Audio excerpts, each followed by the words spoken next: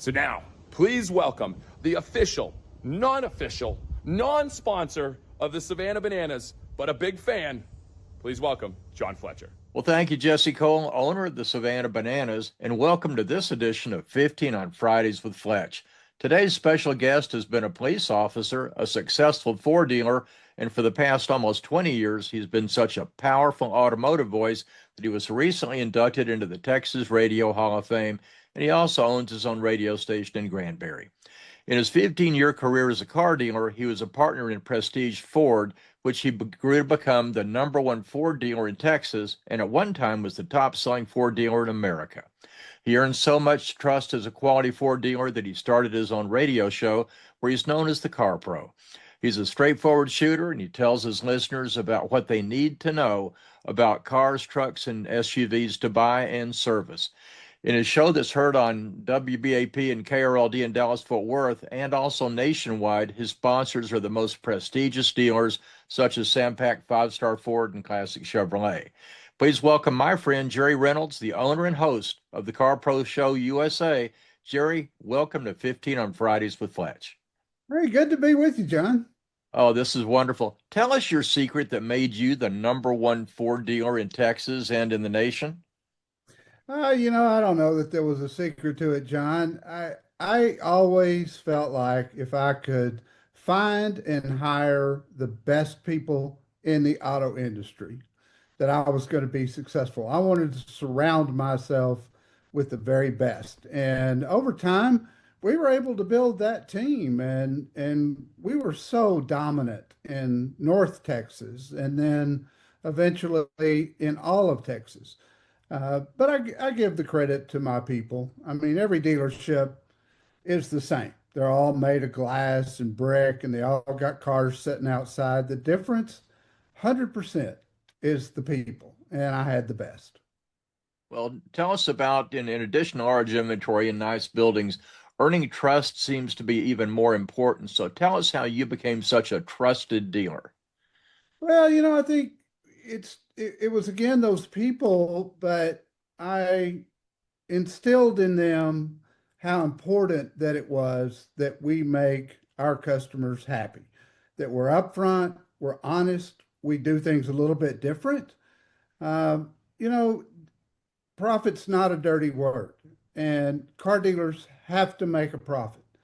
And if you want good service for your car, if you want to keep coming back and again and again and again, that takes people that earn that right.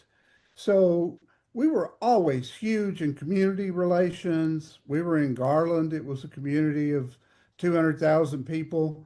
And I wanted everybody in Garland, Texas that was going to buy a Ford to buy it from us. And so we were real active in the schools, with the police, with the fire. So all those things kind of wrapped into one, I think made for a good, not only a good business case, but it made it a joy.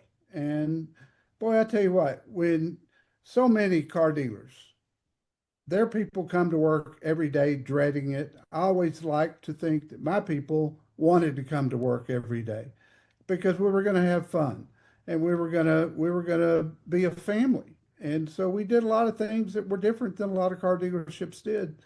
And I think that's one of the reasons that people trusted us. You could feel it when you walked in the door. Well, and your reputation led you to become that trusted resource for the Car Pro Show. So tell us about starting the show. Boy, that was never supposed to happen. 2001 was the year, and I decided that, and I was still in the car business at that time. I didn't sell out until 2006, so this was 5 years before that. But I thought, if people had a place that they could come and ask a question and know they're going to get an honest answer, no matter if it hurts, then I think people would flock to that. So I tested it on a really small, really lousy radio station in Dallas. At that time, it was 1190, and it was a Fox Sports station. And it had a good signal, but the station itself was just horrible. and And so I decided to enlist Kevin McCarthy, who had left KLIF at that time after a very great career there. And he wasn't doing anything yet. He actually had a non-compete. So I told him my idea and I said, look, will you join me in this? Because I don't know anything about radio. I'm a lifetime car dealer. And he agreed to do that. And so we were supposed to start the Saturday after 9/11. And when that happened, we shoved it back for a couple of weeks. I was actually thinking maybe we just wouldn't do it, period. But then after, a couple of weeks after 9/11, things started to normalize a little bit and we kicked it off and it was a success right off the bat. I mean, my gauge was if people will call, if I can give out the number and people will call me, that tells me that they trust me and that they are looking for good car advice because there's no place to get it. And that was, it'll be 25 years coming right up. Wow. Well, and your induction to the Texas Radio Hall of Fame, you've been inducted along with people like Hal J. and Ron Chapman. I mean, they're true legends of broadcasting. So tell us what that means to you. It was such an honor. I mean, I can't, and it's so rare for weekend hosts like me to get into the Hall of Fame. I mean, there's just not that many of us. But I got to tell you, I got a lot of awards and accolades in the car business. Very proud of every single one of them. But this award, being inducted into the Texas Radio Hall of Fame, for me was just an amazing. I couldn't believe it, actually. I always wanted to get in there. I got close a few times, but it was one of the highlights of my life. It really was. Well, and Rebecca and I were there to share that moment with you, and I voted for you, and I even lobbied with a fellow broadcaster because back I used to be in radio a long time ago, and I lobbied folks to make sure they voted for you because you were so deserving. Well, I appreciate that. I do. Well, we're at the end of the year, so tell us what our viewers and listeners need to know about buying a new car right now. Well, I tell people and have for years, December is the best time to buy as far as finding themselves a great deal. And there's a couple of reasons for that. One is you've got an entire industry pushing at the same time for nothing but numbers. So December's the volume month. That's when the manufacturers put the big incentives out there. And when you can take advantage of that, you've got car dealers all the way down to the salespeople who are trying to hit year-end goals. So you got all these people, thousands and thousands of people, all trying to sell as many cars as they can all at one time. I get people calling the show and they'll say, I'm going to buy a car right after the first of the year. And I'll go, okay, they'll be there, but it's going to cost you. I'm telling you the difference between December incentives from the factory and January incentives from the factory is huge. So to take advantage of those, and particularly people who are going to lease, people who are looking at luxury cars, December to remember from Lexus. Everybody knows that commercial. It's the 25th year they've ran it. And, it's just typical of what happens in December. So for those people who have put that decision off, December is when you need to get serious about it. You've got a lot of tax advantages there too, particularly for those people who are self-employed and who own their own business. And it doesn't matter what size the business is. John's Lawn Service can be a business owner if you've got, the paperwork to back that up. You can write the entire cost of certain vehicles off on this year's taxes. So if you're used to writing a check on the 15th of April, you can buy yourself a new vehicle right now and get a whole lot of that money, perhaps even a refund, by taking advantage of tax code 179. And I do have all the rules on that at my website, carpro.com. Well, and given the choice of a low interest rate or a rebate, what are the criteria that a customer needs to consider? You've got to look at every single case individually. because in some cases, for certain people, the interest rate, the 0% for 60 months, which is very prevalent right now, that's going to save people a whole lot of money. But under the Trump big beautiful bill that was signed back in July, you can now write interest off on your income taxes. So you might be better off taking a regular rate and then getting that rebate up front. But again, every case is different.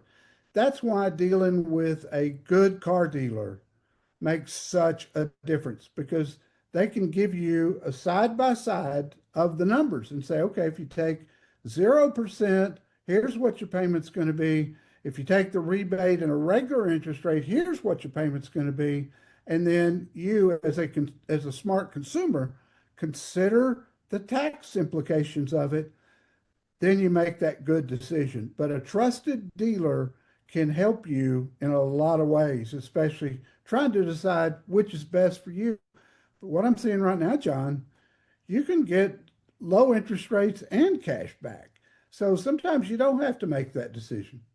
Many years ago, when I represented ECU Credit Union, we were one of your first non-automotive advertisers, all Yeah. because they respected you to make fair and honest recommendations.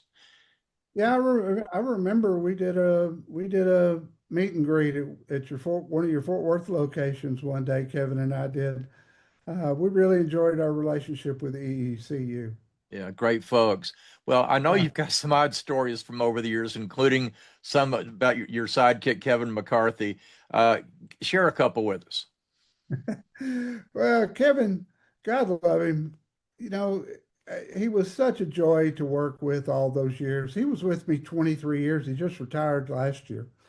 But when I had this idea for the show, I went to him and I said, "Look, I'm on a low budget here. I don't know if this is going to work. I don't have any. I'm not going to pay you to be on the air with me for 2 hours every Saturday, but I will give you a new car to drive and let you use a demonstrator in the meantime while we're doing this." And he said, he wasn't doing anything. So he said, "Sure, I'd love to do that." So I said, "Come on out. Let's pick you out a car." So he picked out a really nice Ford Expedition. Well, I didn't know that Kevin had a reputation, besides pushing people in swimming pools, he had a reputation for not being a very good driver. The other thing I didn't know was his real name wasn't Kevin McCarthy. That was his radio name. So I'm in my office one day after we do the deal. He's got this new Expedition. At that time, this was 2001. I'm going to say it was $40,000 at that time, which was high for a car. Loaded car. But he picked a loaded one, of course. So I get a call one day from the Garland Police Department and said, "One of your vehicles has been involved in a wreck." I said, "Really?" And they said, "Yep, it's a bad one. It looks like it's completely totaled." And I said, "Who was driving it?" And they gave me the name. I don't know anybody by that name. And the police officer says, "I'm looking at his driver's license." I said, "Well, is he okay?" "Yeah, he's okay."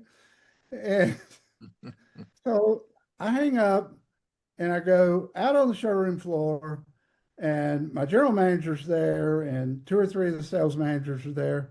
And I said, "Does anybody know this name?" And I gave the name. Nobody knows a word. Nobody. I said, "Well, he's driving one of our cars and he wrecked it. It's totaled." So about 10 minutes later, Kevin walks in the door and he said, "I guess you've heard." "Heard what?"